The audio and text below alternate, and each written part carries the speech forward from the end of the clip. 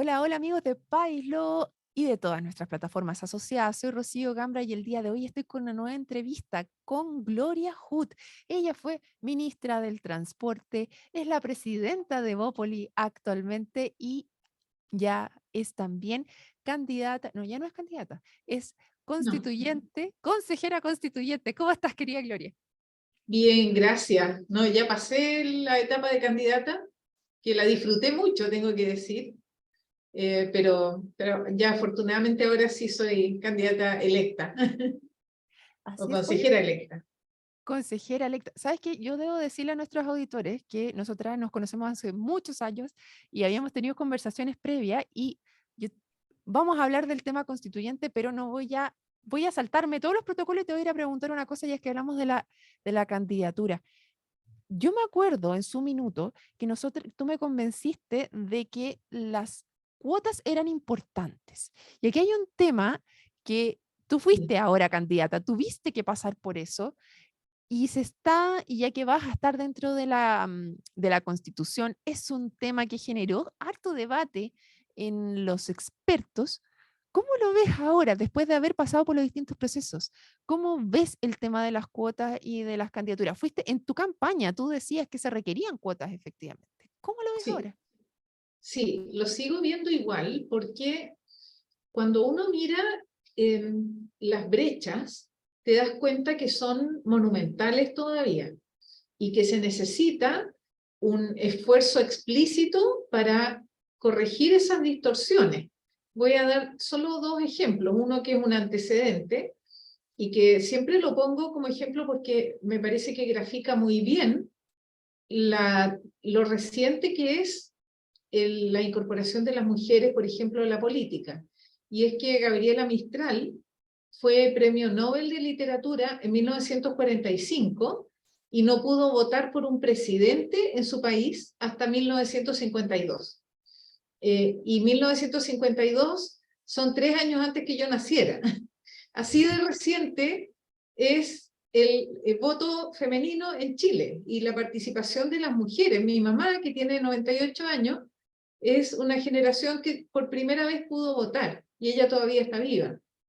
Entonces, hay conquistas que son muy importantes, muy recientes y que todavía necesitan mucho avance.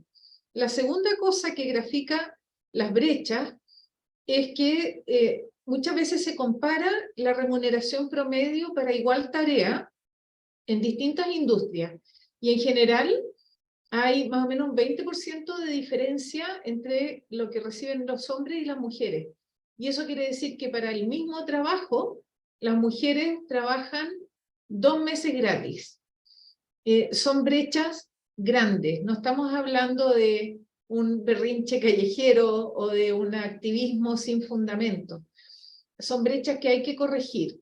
Y, por ejemplo, ahora, en todo este proceso, se forzó la paridad. Y yo estoy segura que si no hubiera sido así, la participación de mujeres no habría sido más de 10-15%, incluso, por ejemplo, en el Comité Técnico de Admisibilidad, en que se necesitaba expertos constitucionalistas. Y en algún momento hubo un comentario como nos va a costar, ¿dónde vamos a encontrar a las mujeres? Y como fue forzado, aparecieron las mujeres expertas, lo que pasa es que no están visibles. Entonces, creo que hay ajustes que hacer, por ejemplo, en el mecanismo de salida. Yo estoy de acuerdo en que hay todavía correcciones que hacer al mecanismo, a cómo se aplica, pero no tengo ninguna duda de que es necesario dar un salto para emparejar las condiciones, aunque sea transitorio, y después de una cantidad de años sigue como el flujo normal, digamos, pero se corrige esta distorsión y una diferencia muy grande que todavía subsiste y particularmente en el mundo político.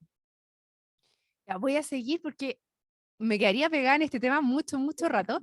Me voy a ir a uno que yo creo que todo el mundo te ha preguntado, pero aquí lo voy a preguntar de una manera distinta. Y es, ¿cómo ves que republicano se está imponiendo? Pero en particular me llama la atención este cambio de nombres de distintas personas que han aparecido para llevar la presidencia de la Consejo Constituyente, todavía me cuesta un poco la palabra porque está del Consejo Constituyente. ¿Y por qué es importante que la presida?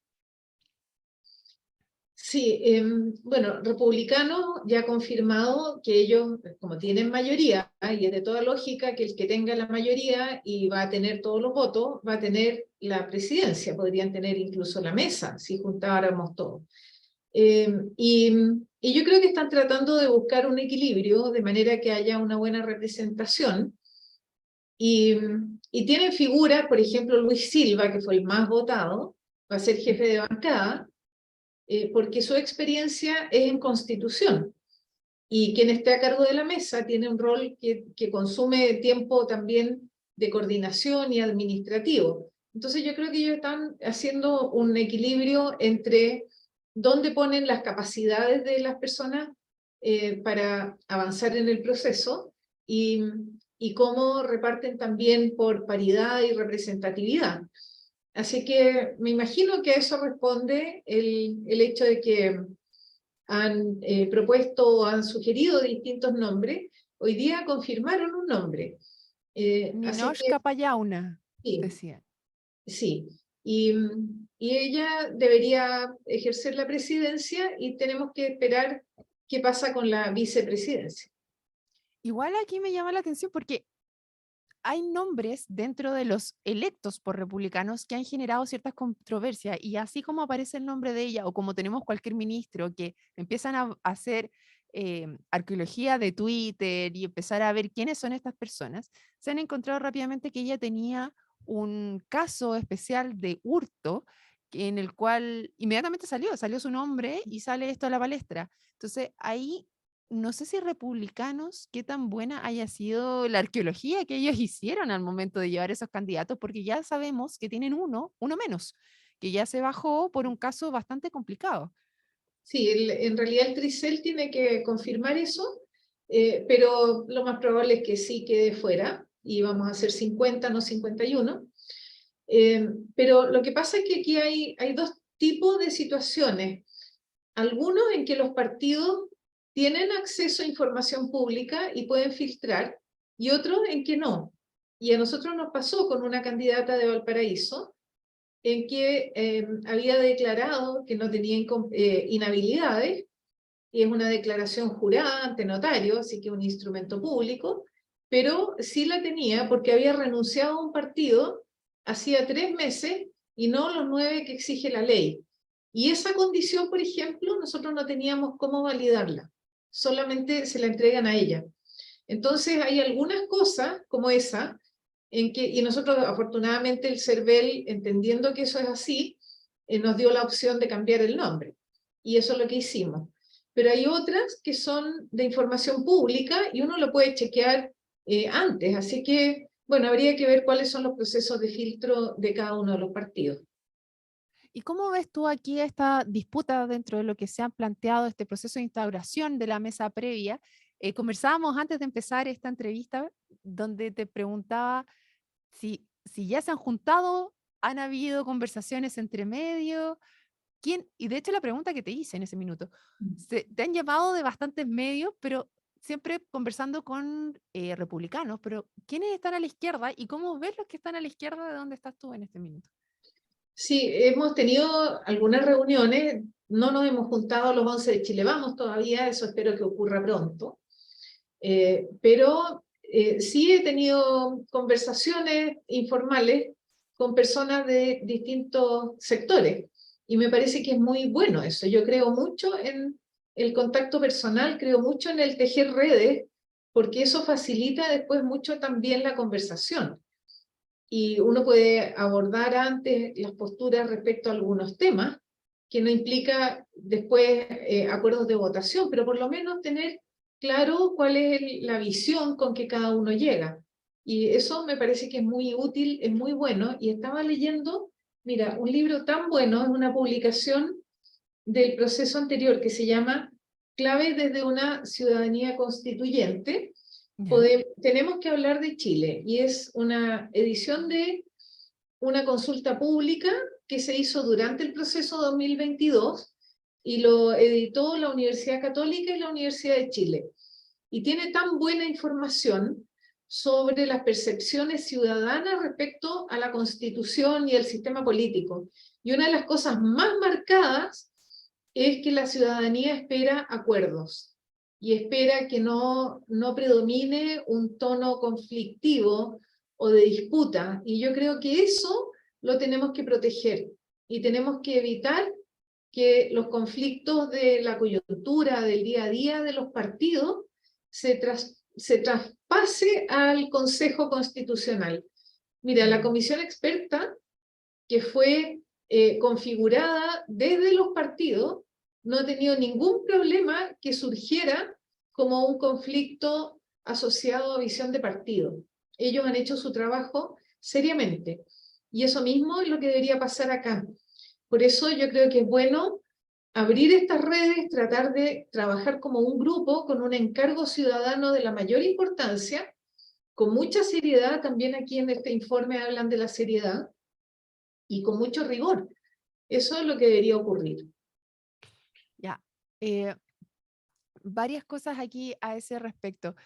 Mencionas, y aquí me entra la duda, porque vemos lunes a lunes, vamos revisando la academia aquí en País Lobo, y una de las cosas que salió ahora es que bajó 10 puntos la posibilidad, como que si le preguntan a la gente ahora si votarían a favor o en contra de la nueva constitución, bajó 10 puntos. Y dentro del proceso en general de la constitución ha sido como en este tono mucho más de acuerdo. Entonces, me entra la duda, y dada la forma en la cual se llevó a cabo y el resultado que tuvimos a nivel de elección, que a pesar de que se dice que se quiere llegar a acuerdo, se vota de una manera bastante más conflictiva. Entonces, ¿cómo conviven esas dos partes?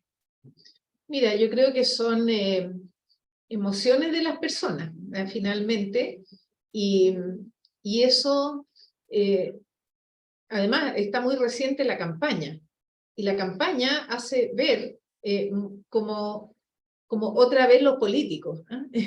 Y yo creo que eso influye, y por eso es que mantener este tono un poco separado de esta coyuntura diaria es bien importante. Y seguramente lo que pasa es que las personas quisieran ver que esto se instale como un grupo de trabajo y empiece ya a trabajar. Mientras más tiempo pase y haya más declaraciones, posiblemente se transmita una, no sé, una visión o una aproximación más asociada a la dinámica de partidos. Y yo creo que eso es lo que deberíamos evitar en la conversación y devolverle confianza a las personas. En este mismo libro aparecía como en un contraste muy grande las emociones negativas que llevan a votar, y la mayor parte era miedo, miedo a la incertidumbre, miedo a no tener coberturas, miedo a envejecer con problemas, y el contrapunto era la esperanza. Y es como la esperanza de que vamos a tener un marco que nos va a reflejar un país que nos acomoda más, que es lo que nosotros queremos como ciudadanos.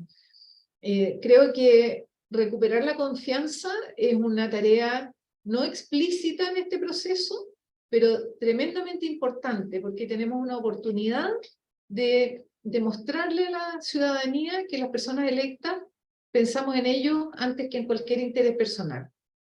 Ya, aquí me voy a detener justamente en el tema recuperación de confianza. Tengo dos patitas en las cuales me gustaría ahondar, pero la primera es, ya tú mencionabas también que los partidos como que no se estaba armando un sistema partidista que influyera dentro de los expertos. Sin embargo, hay ciertas presiones que hicieron que esté en límite, ¿a qué voy?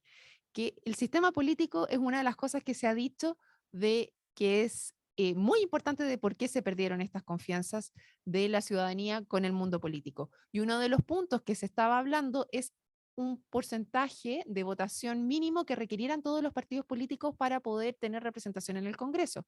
Es decir, ya hablaban de un 5%. Sin embargo, los expertos bajaron ese nivel y lo hicieron transitorio. Y eso se ha llevado, por lo menos en los que seguimos política, que fue presión de aquellos partidos políticos más pequeños. ¿Lo ves de esa manera? ¿Sientes que No, hay esa presión o sea, esto se debiera corregir después? no, yo creo que sí hubo presión, y hubo partidos más pequeñitos que llegaron a la moneda a pedir un proyecto de ley que permitiera federaciones de partidos para sumar esos porcentajes. Nosotros en Evópolis estamos de acuerdo con el 5%, creemos que es la representatividad mínima, a pesar de que en la última elección nosotros tenemos un 4,8%, estamos debajo del 5%, pero creemos que es necesario responder a esa presión y llegar al 5%.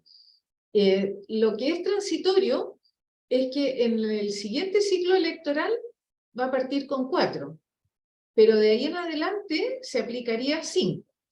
Así es que nos imaginamos que esa exigencia se va a cumplir y para eso todos los partidos tienen que trabajar muchísimo. Y eso lo que hace es que disminuye bien drásticamente el número de partidos.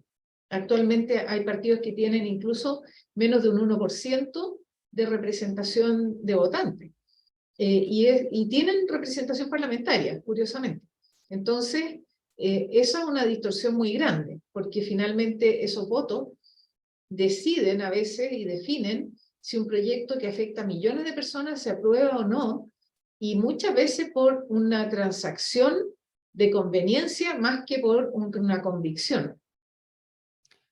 Eh, Me vuelvo aquí también a republicanos y una de las cosas que ellos han dicho es que si tuvieran que votar la constitución tal cual como está ahora, no se aprobaría o van en esa línea. Lo dijo también el presidente de Sí. republicanos, si no me equivoco. Aparte de lo que dijo Rojo Edwards en su minuto, donde ellos están completamente ya por el rechazo, que es una parte o un grupo dentro de republicanos. Pero me imagino que van aquí en ciertas cosas que ellos quisieran mejorar de acuerdo a su visión dentro de la propuesta que se entrega finalmente a diciembre. Solitos no pueden escribir, pueden vetar, pero para eso necesitan a Chile Vamos para poder escribir algunas cosas. Y dentro de eso se ve, por ejemplo, que esto fuera algo que a lo mejor esta transitoriedad no quedase establecida, sino que se retrocediera a dejar inmediatamente el 5%, por ejemplo. ¿Estarán los votos de Chile Vamos para eso?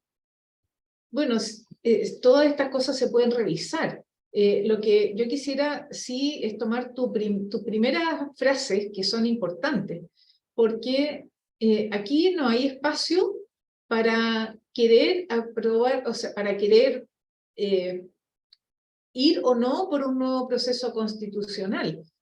Hubo una modificación constitucional que define este proceso y todos aquellos que fuimos a competir aceptamos las reglas de ese proceso y entre las reglas está escribir una nueva constitución. Entonces, es bien importante conceptualmente saber cuál es el compromiso de todos aquellos que competimos y que somos parte ahora del Consejo. Eh, lo que uno podría discutir es si qué partes tomas de la Constitución actual, por ejemplo, pero el encargo no es dejamos la Constitución como está o hacemos una nueva, no, es hacer una nueva Constitución. Y puede tener partes, no solo de esta Constitución, también del borrador del año 2022, hay cosas que son importantes de considerar, pero el encargo ciudadano es hacer una nueva Constitución, no es algo opinable. Y posiblemente en la Constitución actual, más que lo que dice, el problema es lo que no dice, son temas nuevos, temas que tenemos que incorporar por la dinámica de los tiempos y por los tiempos futuros para los cuales tiene que durar. Pero no es opinable, me refiero, si uno toma o no este desafío. Sí, bueno, yo creo que hay un grupo que siempre va a tratar de ir, y ya hemos visto, tanto de izquierda a de derecha, que ya están empezando a decir rechazo de salida inmediatamente sin el texto finalizado. Unos por los que quedaron, que podríamos decir, por ejemplo, el alcalde Recoleta Jadwe, o otros que no están de acuerdo con el proceso porque no hubo un plebiscito de entrada y porque el proceso debió haberse cerrado una vez que la propuesta de constitución el 4 de septiembre fue rechazada. Eso queda, sin duda, pero vamos a ver si es que efectivamente alcanza esta mayoría. Dentro Claro. de eso, hay un tema que fue importante para republicanos per se y para el rechazo del 4 de septiembre la vez anterior, que fue la libertad de elección en temas de salud, en temas de heredabilidad, etcétera, que en la propuesta de los expertos no quedó escrita. ¿Crees que efectivamente eso es uno de los temas que se debiesen zanjar, por ejemplo, o que debiera quedar abierta para cualquier sistema de gobierno? que quisieran No, implementar. totalmente. Siendo yo presidenta de un partido de centro derecha liberal, plasmar la visión liberal en la Constitución es uno de los desafíos más importantes. Si no el más importante que me motivó a presentar mi candidatura, que es justamente que yo creo firmemente en la visión del mundo liberal, en que cada persona tenga la libertad para desplegar su proyecto de vida sin que el Estado decida por uno y sin que los prejuicios se lo impidan. Y para eso uno necesita tener un espacio de definiciones, un espacio de elección. La libertad te la da la posibilidad de elegir. Y después tú eliges sobre todo aquello que afecta a tu vida. Y creo que eso es un eje central, al menos para mí, del trabajo en la Constitución. O sea, sin duda hay cosas que van a poder quedar escritas que no quedaron escritas Sí, en y la eso va a haber comisión de que expertos. incorporarlo y discutirlo con mucho más profundidad. Perfecto. Nos quedan unos minutos y no quiero no aprovechar la instancia que estamos conversando para irnos un poquito a cosas que están pasando el día de hoy y conocer tu opinión como presidenta de partido también respecto a acusación constitucional que se está viendo o interpelación al ministro de Educación por un proyecto que hubo, no un proyecto, es un librito, un manual que hay en este minuto respecto a educación sexual, incluso dentro de niños de kinder. ¿Estás de acuerdo con cómo se está llevando a cabo esto? ¿Qué crees tú que debiera ir hacia interpelación, hacia acusación constitucional? ¿Qué sería lo más apropiado?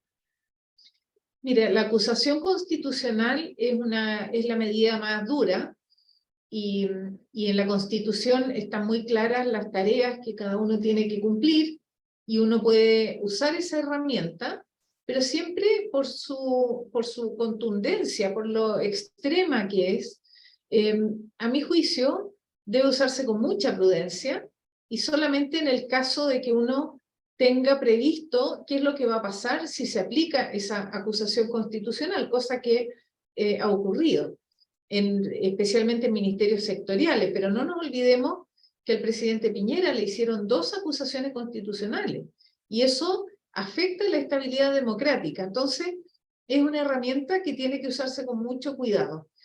Y hay escalas y uno puede partir con la interpelación. La interpelación es una herramienta que es bastante práctica, donde se invita al ministro a dar explicaciones por temas específicos. Y creo que lo que uno debe hacer como ministro, y a mí, aunque no me interpelaron, sí me tocaba ir muy seguido a las comisiones a contestar dudas que tenían, por ejemplo, parlamentarios sobre distintos temas, sobre licitaciones, sobre la provisión de servicios, el uso de los subsidios, y uno tiene el deber de ir y contestar. Y eso me parece que es parte del juego democrático y es todo el rol de, además de la Cámara, es justamente fiscalizar la tarea del Ejecutivo. Así que me parece que es perfectamente legítimo hacer las preguntas. Y en ese caso específico, hay un tema que afecta a los valores de la familia. Y yo creo que eso hay que tratarlo también con mucha mesura, porque hay posturas distintas respecto a la educación sexual y sin duda los niños tienen que recibirla a la edad adecuada y en las formas adecuadas. Lo que hemos visto es un despliegue que para muchas familias traspasa los límites de sus visiones valóricas y de la forma en que quisieran educar a sus hijos. Entonces creo que ahí sí hay explicaciones importantes que va a tener que dar el ministro. Sin duda.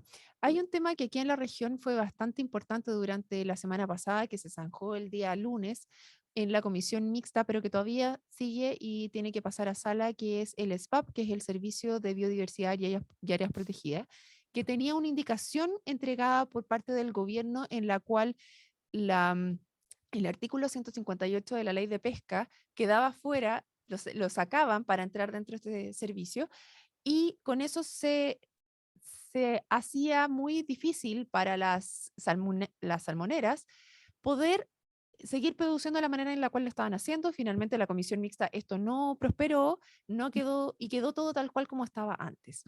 Pero aquí vemos dos cosas que me parecen relevantes, me gustaría saber tu opinión. Una es respecto a esta ideología del gobierno, porque veíamos a la ministra de Medio Ambiente en enero cuando se presenta en el rol que tú señalabas en las distintas comisiones, donde ella decía queremos sacar a las pesqueras de las áreas protegidas. Y vemos esta misma forma de actuar en general con respecto al gobierno en particular.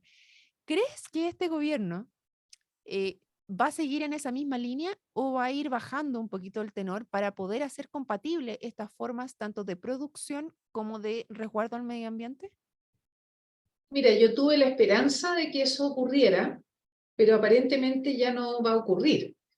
Yo, después del resultado del 4 de septiembre del año pasado, me imaginé que el gobierno iba a tener como un segundo aire y que se iba a replantear que su postura ideológica bastante radical la iba a tener que revisar por falta de sintonía con la ciudadanía. Ni siquiera por el resultado, sino porque de verdad ya la evidencia es contundente. Pero veo que en cada decisión que toman se antepone la ideología, sin ir más lejos en los indultos, en decisiones importantes del gobierno, en la propuesta del sistema de pensiones, por ejemplo, cuando, no sé, 90% de la gente dice que quiere la propiedad de su fondo de pensiones y proponen algo que no va en esa dirección. Entonces, no queda más que concluir que la visión ideológica predomina por sobre el realismo con el cual uno tiene que analizar los temas. Lo del gas, sin ir más lejos, eso fue un extremo de voluntarismo ideológico, de tratar de controlar un mercado haciendo entrar a una empresa pública sin cuidado alguno. Creo que eso le está produciendo un daño enorme al país. Y aquí había un riesgo también para una industria grande que cumple estándares ambientales y a los que no cumplen habrá que aplicarles sanciones duras. Y en la nueva constitución y en las leyes, si hay que endurecer las sanciones, habrá que endurecerlas. Y yo en eso creo que es lo que hace que finalmente todos estos sistemas funcionen. Pero no puedes a priori restringir actividades que bien protegidas en todo el mundo funcionan bien. Ujú.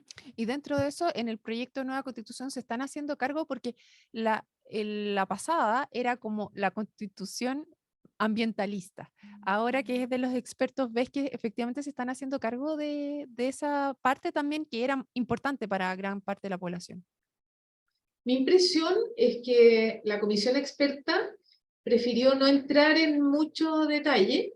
Ellos dejaron algunas declaraciones que son importantes de la obligación de proteger los recursos naturales, el medio ambiente, pero creo que para el Consejo Constitucional va a ser una tarea eh, aterrizar, digamos, esas declaraciones más genéricas. Sin duda. Bueno, ahí va a estar interesante cómo va a estar esa discusión dado el escenario actual de las personas que están adentro del Consejo Constituyente. Y por último, quería conocer tu impresión sobre el viaje del presidente al UNASUR en víspera del 1 de junio. ¿Cómo ves lo que está pasando a nivel internacional aquí con estas declaraciones que tenemos también del presidente de Brasil, Lula da Silva, donde llama, por ejemplo, a Venezuela una democracia? Sí, que el presidente vaya a un país donde hay un presidente electo democráticamente no tiene un problema. El problema es lo que pasa en esa reunión y que él se haga parte de ese tipo de declaraciones y no, hasta ahora no han hecho una condena sobre, por ejemplo, la situación de Venezuela, el abuso que ocurre muchas veces en las instituciones, las razones por las cuales millones de venezolanos están dejando su país. Creo que ahí hace falta un poco de distancia cuando uno, evidentemente, si es que es así, no comparte las visiones y no comparte el hecho de que ese sea un gobierno democrático. Yo creo que ahí es un riesgo. Uno puede asistir a esas reuniones internacionales y dejar muy clara su postura en defensa de la democracia. Creo que eso está faltando. Bueno, faltaría ahí una declaración entonces del presidente ahora como presidente, ya que anteriormente los habíamos escuchado al diputado Boric efectivamente llamar a Venezuela a una dictadura, pero ahora como presidente vemos otros esfuerzos, quizás también, pues me aventuro aquí a un tema de tratar de llegar por vía diplomática a una solución de la migración, por ejemplo, que tenemos grandes conflictos con Venezuela en este minuto y que de hecho tenemos un embajador recién nombrado en Venezuela actualmente. Sí, a mí me llamó la atención en la mañana que escuchaba la radio y reportaban que había algunos encuentros de diplomáticos chilenos como más bien de pasillo y conversaciones con sus contrapartes de Venezuela. Y teniendo el tema que tenemos sin resolver todavía de migración ilegal o de personas que están tratando de entrar y no pueden, me parece que amerita algo más que la conversación de pasillo. Necesita una dedicación mucho más profunda. Así que también ojalá mejore esa gestión diplomática para resolver un problema importante que está afectando a mucha gente. Pero ahí has visto tú un cambio con la llegada del ministro Van Claver. Yo creo que él está abriendo canales. Por ejemplo, el hecho de que se nombre un embajador en Venezuela, sin duda es un camino. Uno de los problemas que teníamos para resolver los temas de migración era la dificultad de tener contrapartes formales, ¿no?, con el gobierno, facilitar trámites, conseguir documentos, conseguir información para validar antecedentes. Así que creo que sí es un avance tener un embajador, pero es línea, una línea compleja, cómo uno califica al gobierno. Sin lugar a duda. Y por último, la última pregunta. ¿Qué consejo le darías tú al presidente para el 1 de junio? Que, que sintonice con las expectativas ciudadanas. Y las expectativas ciudadanas son tranquilidad, que haga compromisos que después las personas vean que se cumplen y que no prometa más de la cuenta, más de lo que va a poder ejecutar. Él va a poder recuperar la confianza de las personas si es que lo que promete lo cumple. Si es que pasa de la declaración a la acción, en seguridad pública, por ejemplo. El problema que hay es que hemos ido una tras otra en declaraciones, proyectos de ley, pero después no bajan a la calle, a la persona que necesita ver policía en su barrio. Esa promesa podría ser muy contundente, pero si va a mantener este tono de promesas que son más bien en tono de campaña, creo que va a cometer un error, porque las personas están esperando cosas concretas. Creo que la prudencia es como la sobriedad en el mensaje, lo va a ayudar a acercarse de nuevo a las personas. Sobriedad, que no era una de las cosas que estábamos viendo con la ministra Vallejo, en las cuales ya estaban hablando de los grandes legados de este gobierno. ¿Ah? Yo creo que ahí a lo mejor Claro, el segundo año, cuando está cuestionado por muchas partes, ¿cómo están hablando del legado? Me acuerdo que eso le criticaban al presidente Piñera cuando estaba haciendo un libro en el cuarto año de mandato para dejar un registro de las cosas que objetivamente se habían hecho. Y decían cómo es tan como rimbombante hablar del legado. y ahora ya lo están haciendo en el segundo Lo año. están haciendo Bueno, quería Gloria Hood, constituyente electa ya, presidenta de Evópoli, por conversar con nosotros el día de hoy. Y a todos los que se sumaran a esta conversación, les recuerdo que esta y otras conversaciones las pueden revisar en www.paislobo.cl y si les gustó, no se olviden de compartir. Muchas gracias, Gloria. Gracias. Chao, Rocío. Chao, Saludos. chao.